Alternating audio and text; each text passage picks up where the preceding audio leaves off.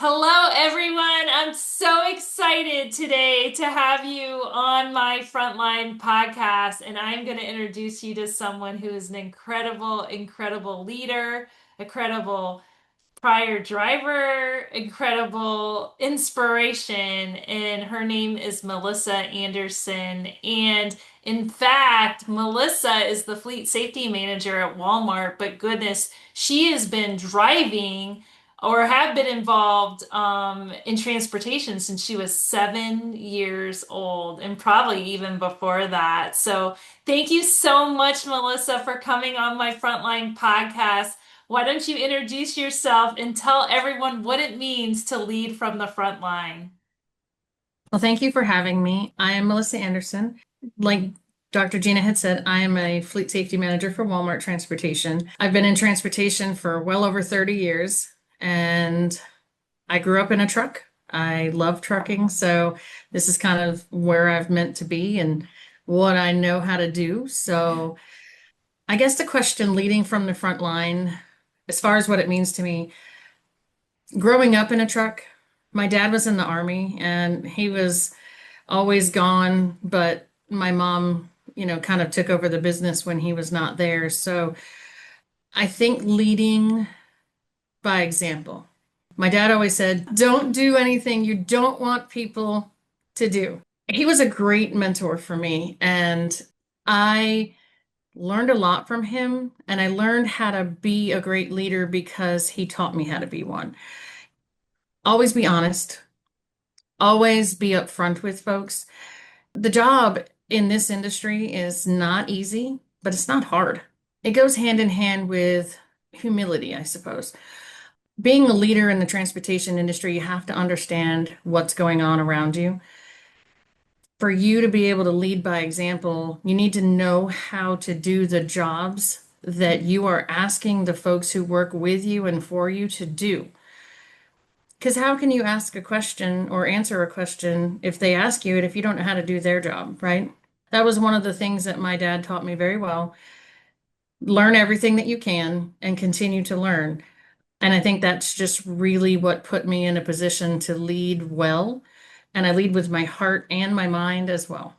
Oh, I love that. I love that. I love that so much because you're right. I mean, we have to have empathy for those that, we work with. And one way to gain empathy and compassion and connection is to truly understand what their day is like. I really can appreciate that. Since you've been in trucking for so long in transportation, what do you think if there was one thing that we could redesign about the industry? What would it be and what would you create, you think, instead? Driver's hours of service. Um, Oh, they have shifted and changed in so many years of the industry. mm, And I think the way that they are now, the folks who make the rules in Washington have never set foot inside a truck. And they talk about safety, safety on the road, safety behind the wheel. Safety is always the number one topic, but yet safety's not in their mindset when they're making the rules because they don't understand the consequences of the rules that they're setting. mm, It used to be a long time ago where we had a lot more flexibility in our hours of service, where when we were tired, we could stop and take a nap and then continue on because you could stop your hours of service. But now they've made it so pretty much once your clock starts, you can't stop. mm, They do have a split sleeper berth, but it's not driver friendly. mm, So I think that if I could get an ear for folks in Washington who create these rules and really have it more of a let's take a ride in a truck for a couple of weeks, even a week's mm. time for them to actually see what their rulings are doing to the folks behind the wheel. I think that would change the outlook of how things are. I'm not saying give drivers carte blanche by any stretch of the imagination, right? But give them a little more flexibility. They're the ones who knows when they're tired. They're the ones who know when they need a break. And the way that the rules are set now, they don't really have that ability to take that on. If they're tired, they have to keep going because their clock says they have to keep going. And Mm. I don't think that's the safest option, at least in my industry. And I know that's similar in many of the DOT regulated industries that are there. So Yeah, absolutely. Like it's stepping into the shoes of the person that you're kind of making the loss for is so critical because it helps you build, like you said, when you started, that empathy and that compassion for truly understand who you're leading. And I think that's Mhm. so important. So what do you think leading from the front line really teaches us about humanity? That we're fragile, Mm, really. There's So every person has their own personality, has their own way of thinking and way of doing things. There's no one size fits all, at least in any industry I've ever worked in. It's just not.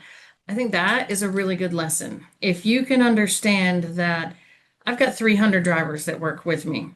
mm, None of the 300 drivers are exactly the same. You have to know who you're working with. You have to build a rapport for the people that work with you, that work under you, that work for you. Because if you don't get to know who they are, how are you going to be an effective leader? And I think that's where humanity comes into play because you have to know your people. You have to know, I know all of my drivers when whether they're wow. married, if they have wives or husbands, they have children, when their birthdays are, when their Oh. anniversaries are, and I make it a point to know those things. Not everybody does, and it's okay if that's who you are, but that's not who I am. I like to build that personal relationship with everyone that works with me and for me, so that way they feel comfortable coming to me when they need me for something. Yes, I love that so much. I mean, you just exude just compassion and empathy and just these skills that leaders should encompass and should be part of your everyday. And I can thank you for that. Do you think, like in your organization and where you've been in the past, I know you've been in a lot of different roles, but has there ever been a moment of innovation that kind of came up from like an unexpected place or maybe something that happened that like really surprised you that led growth at your organization? So we have a driver ambassador program that they Mm, started. And what that is, so everyone knows Walmart as a retail giant. Walmart is mm, amazing. But mm, when you talk about Walmart, that's what they think about as a mm. retail giant. Just the stores, the Sam's Club stores that you see, the storefronts and whatnot. They don't think of everyone behind the scenes that makes up Walmart. They don't think of the drivers who deliver all that freight to the stores. They don't think of our emergency operations centers who are behind the scenes when the weather gets bad. They Mm. don't think of all the managers and all of the work behind that it takes. We've got tens of thousands of employees that work for Walmart, not just in the stores, behind the scenes to make everything roll very seamlessly. But one of the things that they created a couple of years ago was the driver ambassador program. And what that does is each distribution center has a group of drivers who volunteer to take on a group of stores or clubs, and they go to the stores and the clubs with their safety managers and they build that same relationship that I do, like with my drivers, with the store managers and the coaches. So if stores are having safety issues or they need something and they need that bridge built between the retail side and the transportation side, the ambassador and the safety managers are those people. Instead of having to figure out who in 10,000 people do I reach out to because I have an issue, right? And it's a more personal based response than it is corporate based Mm. response. And that way you build that rapport. So when there's an unsafe situation at a store, that driver ambassador or that safety manager can reach directly out to that store manager and say, hey, what do you need my help with? Ah, What can I help you do? Right. And they don't have to go through the corporate channels to get the help that they need, as long as it's within the realm of our responsibility, of course, right? And it helps the drivers have the safest place for their trucks when they're behind the stores, when they're going in and out of the stores. the communication is there. It Wow. increases that communication between the store level and the transportation level. And it helps us to also spread that communication back to the different departments in the corporate level higher than me if it's something that needs to be shared above, to my regional and whatnot. But it opens lines of communication for that. So I think creating that driver ambassador program is very similar to leading by the front lines because it allows you to open dialect of communication and create rapports that are just going to follow you. And it makes doing your job so much easier. Yes, I love that. Communication is key. What do you think, Melissa? Do you want people to remember about you 10 years from now? What do you want the industry to remember Melissa Anderson for? I mean, there's so much we could talk about here, and I've only Yeah. just met and got to know you, but what do you want them to remember you for? What's your mark going to be in transportation? I lead with my heart. My drivers will tell everyone, and they do quite frequently, as a matter of fact, that they would rather have me as a safety manager than some of the others. And we have some amazing safety managers in my industry within Walmart that I work with every day. We have a great team. But my drivers are they're very spoiled. But Oh, they get me at both their driver level and as a safety manager, right? So we have conversations. It's not always a, hey, I got you. Let's have a conversation about what I've experienced or what I've noticed. What's going on at home? mm, What what can I do to help you get through this rough patch? What do you need from me? And I hope that in 10 years, 20 years, that if it isn't me, it's someone just like me mm, that takes that to the helm because that level of compassion, that level of communication, that opens up the floodgates to drivers trusting you with their most inner thoughts, mm, trusting you with their family, trusting you with their livelihood, and mm. just trusting you in general. And I think as long as I stay true to myself and true to the folks that work with me and for me, that's all that really matters. Oh, I love that so much. And so I wanted to tell you that this is one of the reasons, Melissa, I wanted you on my podcast today because you lead from your heart and you lead from the front line with such compassion. And I want people on my show that don't always get the spotlight. I feel like, they kind of lead from, they're not the loudest in the room. Maybe you're not the one chasing titles or applause, but you show up again and again for others. I know that's why you were recommended to be on my show, but I actually created on the front line my Pelican Award. Do you know anything about pelicans? So, I don't know if you know anything about pelicans. But not Um, much. so in Charleston, you can watch them. They actually live and hunt in groups, and they don't thrive through isolation, but they actually thrive through community and connection, and they represent teamwork.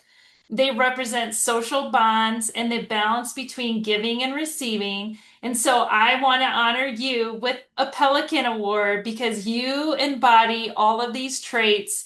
You always see the strength in the drivers and other people, and you lift them higher, and who always give without ego, who you always lead not from the front, but from the community that you serve. So I know, Melissa, that your work doesn't always meet headlines, but your impact, it's lasting, it's personal, and it's so powerful because you're leaving an impact with the love of the heart that you give that nobody will ever forget. And so today I honor you, Melissa, for the way that you've moved people forward at your organization quietly but purposefully for the community that you've built and you can continue to build, for the balance you bring and for the lives that you've changed just by being you. So congratulations. You're our pelican and you will get your pelican pretty soon.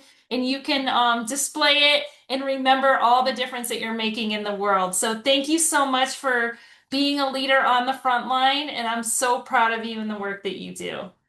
And I appreciate you. And I want to say, if I may, thank you to my friend Jill Apperson, who actually recommended me for your podcast, who in the last couple of years, we've gotten to become great friends through the North Carolina Trucking Association. So I just want to tell her thank you because I'm not going to cry now, but thank you. Well, we thank her. We thank all the people that recommend you. So thank you, Melissa. And for Thanks. all of you listening, keep leading from the front line and keep making a difference. Thank you. Dr. Gina Anderson here. Thank you so much for listening to On the Front Line, the Safety, Learning, and Operations podcast. If you are a successful director, VP, or C-level executive, and you're solving some of the toughest challenges in training, engagement, and risk reduction, we would love to have you on this show. Please visit podcast@learningwithgina.com and apply to be a guest. If you got something out of this interview, would you share the episode for me on social media? Just do a quick screenshot with your phone and text it to a friend, or just post it on your social media channels. If you know someone that would be a great guest, tag them on social media and let them know about the show. And use the hashtag #OnTheFrontLine. I love seeing your posts and guest suggestions. It means so much to me. We are regularly putting out new episodes and content, so make sure you don't miss an episode and go ahead and hit subscribe if you like it. Your thumbs up, ratings, and review go a long way to help promote my show, and it means a lot to me and my team. You want to know more? Go to our website, learningwithgina.com or lumabrighterlearning.com, and follow me on LinkedIn and Instagram. Thank you so much for listening. We'll see you next time.